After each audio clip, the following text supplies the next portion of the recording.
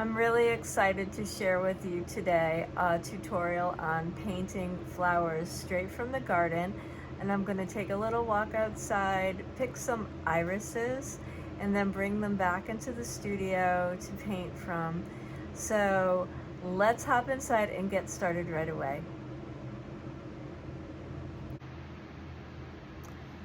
So I've decided today that I was going to work on the irises because the iris season is so short, and I'm so excited that they're all blooming in my garden. And I especially love the really deep purple ones that I have going right now, and they're kind of like a almost ultramarine blue, kind of trending toward purple. They have some yellow, which is the complementary color. They're just really beautiful. So I showed you a little clip of them in my garden, and they're just so beautiful that I'm gonna do kind of a little step-by-step. And I did a little sketch here of one, a single, and then I have another sketch of a few different ones and some of the background flowers I'll do later. But I'm gonna just do a single one now. And I gave my watercolors a really good squish to wake them up and reactivate them, because I really want them to sit for a minute with the water on them so that they can all reactivate. They really need a few minutes to get going. So I really want to look at what colors I'm going to be using. I'm going to pre-mix a little bit on my palette. I really want some of these deep blues, but I also want to get into the ones that are really closest to purple, and then I'm going to add a little bit of the true purple into the ultramarine, I think, in order to get to that real color that they actually are. They're not quite purple and they're not quite blue. And then I'm going to go in and look at some of these lemon yellow and also cadmium yellow, because in the middle of these flowers they have those kind of accents, and that's what makes them so spectacular, because they have these like complementary colors. So first I'm going to just go into that area in the center, and I'm going to add a little bit of the lemon yellow in there.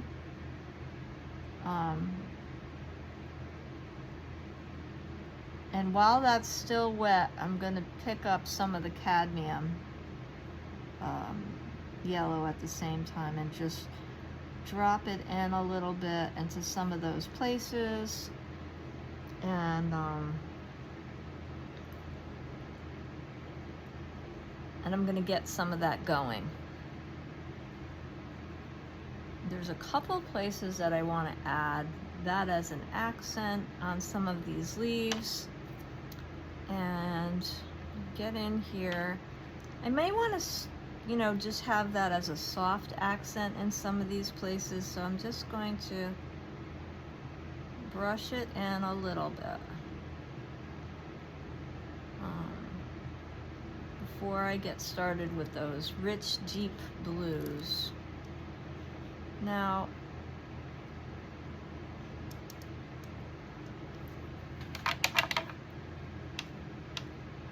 the easiest and safest way to work with complementary colors is not to work with them while they're wet. So you either have to let it dry or make it dry with your blow dryer or heat gun. So that's what I'm going to do right now.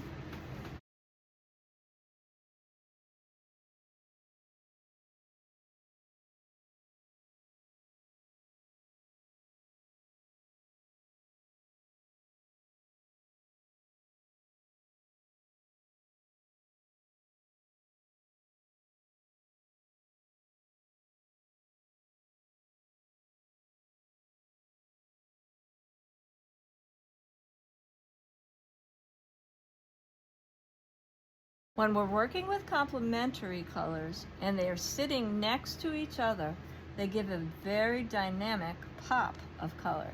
But when you get them on top of each other, they can create a neutral or a muddy color. So that's why we either have to dry it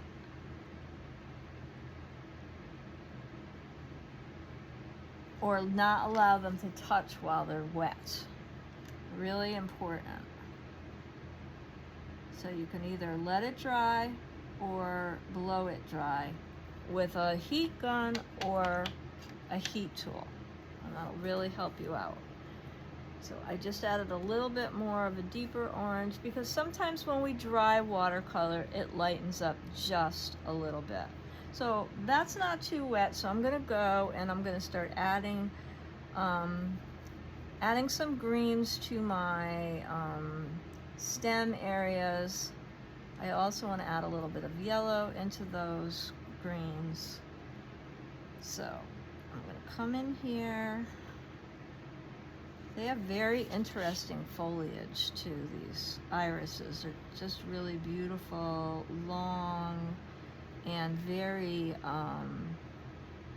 upright, firm leaves that are really beautiful and sculptural in the garden. I just really love them. I just think they're really a beautiful plant. And I love the seed pods. Even after they're passed, I think they have a beautiful seed pod too. So I'm gonna put some of these stems and leaves in. Now I'm putting these in first, and then I'm gonna go for the rest of the flower.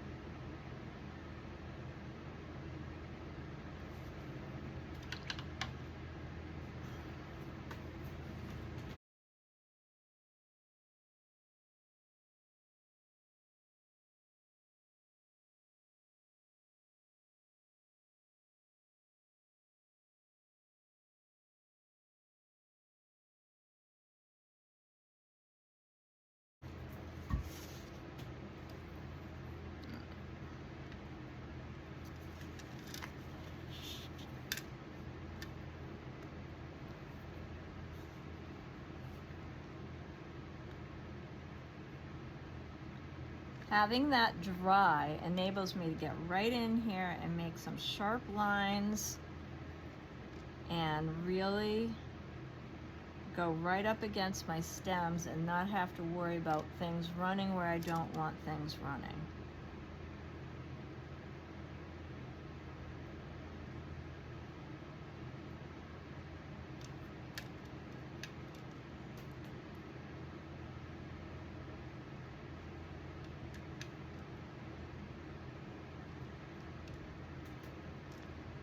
I'm going to get in here with a lot of dark saturated color.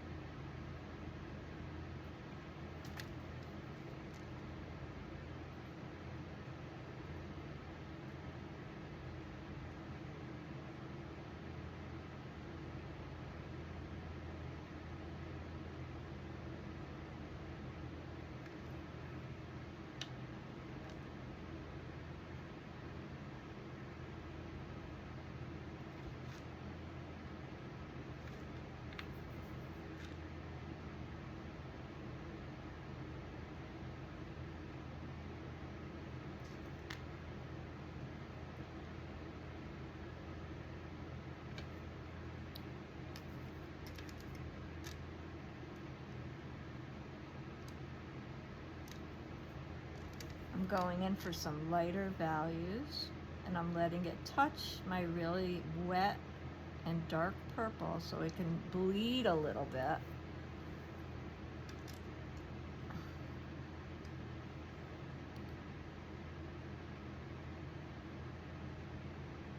I'm going back in for some of that nice dark saturated color again.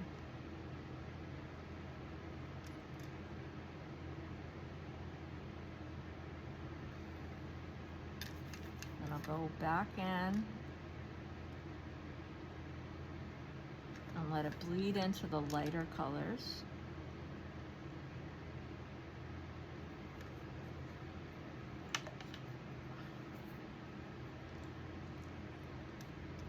And I'm just going to repeat that process around the flower. So where I want a crisp line, I'm going in with that dark color, defining some of those really organic, crisp lines. And then where I want things to flow, I pick up some of this cleaner, clearer water with the lavender wash, and I allow it to touch and flow. And it kind of just mixes on the paper that way, which is really, we're just allowing the paint to do the work.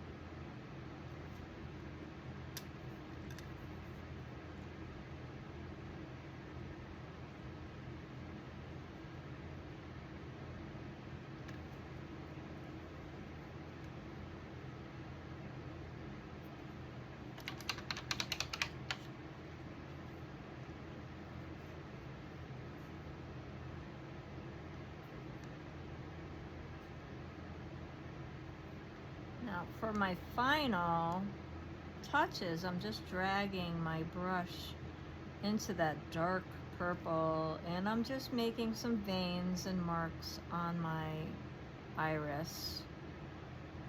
Just a few marks here and there to tie it all together.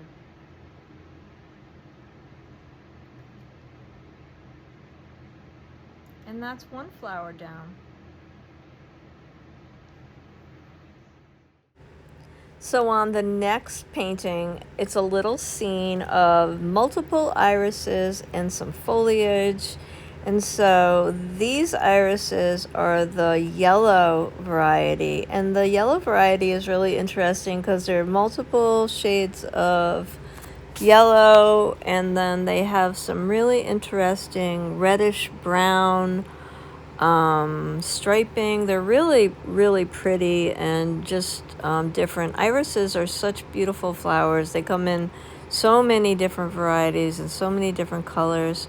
These particular ones are really gorgeous, and I really look forward to seeing them every year. So I'm gonna put in the flowers first, and then I'm going to work on the foliage, and I'm going to do a background on this painting. I really do enjoy putting backgrounds on my paintings in watercolor. A lot of people leave the white of the page, and that's perfectly fine to do. But I think that over the years, I've really become more interested in painting out my backgrounds and letting them become more colorful and, leaving less white of the page. So even though in the last one I just painted the flower and the stems, this one is going to have a full background. And for this painting and the last one, I've been using a new set of Princeton Aqua Elite brushes that I just recently decided to try, and I really love them. They're a really nice set. It came with a angle brush. It came with a number 6 round and a number 2 round. Now my favorite is always the number 8 round, which I'm going to buy a separate one because I was really happy with these. And I really like the way they paint, and I'm usually always happy with my Princeton brushes. I have lots and lots of them. You'll see me blow drying again here. But I just really enjoy working with them. So I'm going to be linking in the description box below to where you can purchase them. And I can't recommend them highly enough. Here I went ahead and mixed up some different greens for my stems and things, and I'm going to be putting that in next. This is pretty much how I work. I like to get the stems and all the other things in the background put in before I put a background color in, and that's, you know, kind of what I'm going to work my way through. I'm going to work on my leaves and my you know, the stems for the flowers first, and then I have some other foliage that isn't related to the irises that I'm going to be putting into the background. So first I'm going to get all the things that are from the actual iris into the plan, and then I will create a slightly different color. You'll see me doing that, and I'll put that foliage in. Now the iris is just such a beautiful plant. They have these really beautiful spear-like sculptural leaves. I think they look beautiful in the garden even after the flowers are past. I really love the seed pods that this plant leaves, so even in the fall I think it's beautiful. And yeah, it's just a really, really pretty plant. I think the seed pods look really wonderful in the winter and the fall. I don't like take things out after they're past. A lot of times I'll leave them all through the winter for the birds, if the birds want to get to the seeds and things like that. And I tend to leave things because that's how they spread and continue to grow more and more of the same in your garden. So this is another plant I have coming up in my garden. This is the phlox, kind of looks like this. This is phlox foliage. I have both kinds of phlox. I have cultivated phlox and wild phlox, and the wild phlox is just really beautiful.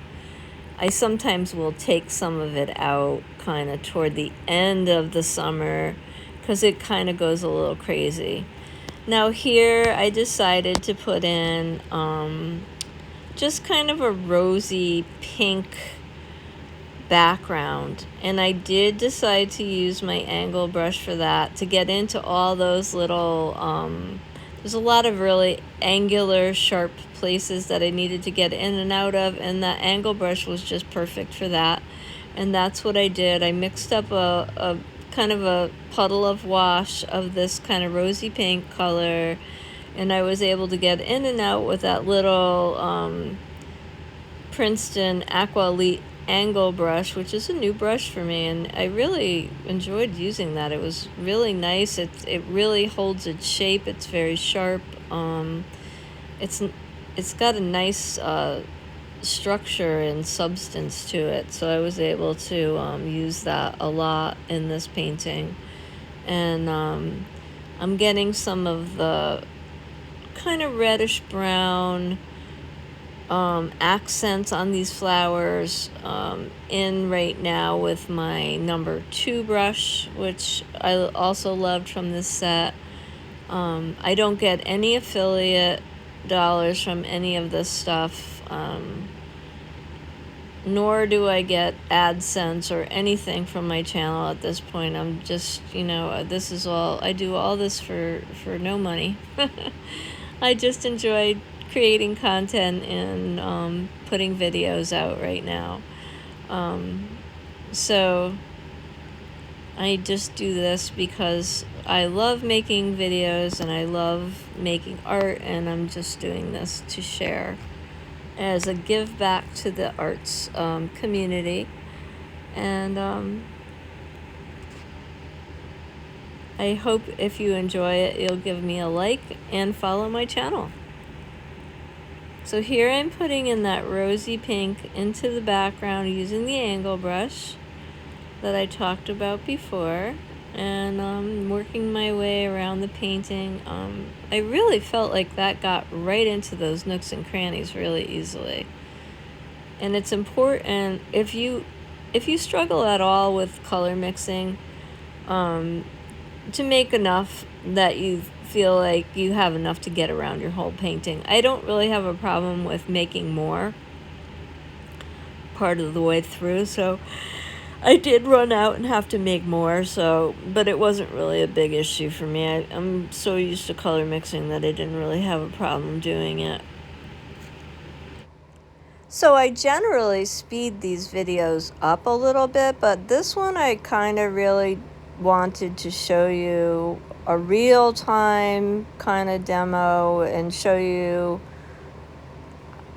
how it looks to just paint, and go through these watercolors. They don't take that long to do these little studies. And this is a small painting. These are the little tiny watercolor pads, so it's more like a study. It wouldn't, if I was doing a really big painting, it would certainly take me longer, and I consider this kind of thing to be a quick study. But I do like to paint kind of more loosely.